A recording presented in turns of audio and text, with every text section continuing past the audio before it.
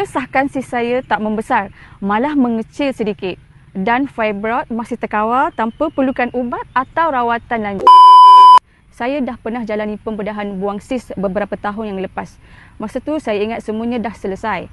Tapi saya tak sangka sis tu tumbuh balik dan kali ini lebih menyakitkan.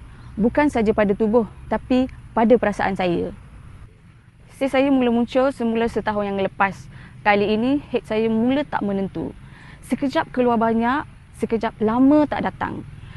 Perut saya kerap kembung dan sakit masa head makin teruk. Kadang sampai menggigil. Masa saya pergi scan, doktor sahkan sis saya dah tumbuh balik. Dan dalam masa yang sama, dah ada tanda-tanda fibroid peringkat awal. Bila dengar tu, saya terus terdiam. Saya rasa trauma. Saya teringat balik masa saya kena operate dulu. Betapa takut dan susahnya saya masa tu. Dan sekarang, benda yang sama nak datang balik. Saya alami banyak komplikasi. Senggugut, letih melampau, tak ada selera makan. Emosi saya tak stabil. Saya cepat marah, mudah tersentuh. Suami saya cuba faham, tapi saya tahu dia pun tertekan. Kami mula kurang rapat.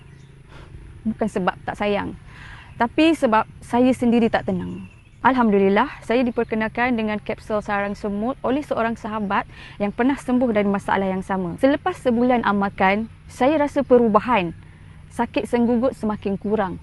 Perut rasa lebih selesa dan head saya mula datang dengan lebih normal. Yang doktor sahkan sis saya tak membesar, malah mengecil sedikit.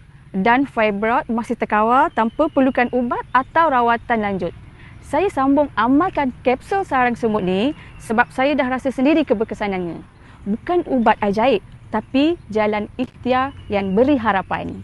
Kalau anda pernah operate sis tapi tumbuh balik, saya tahu rasa trauma tu.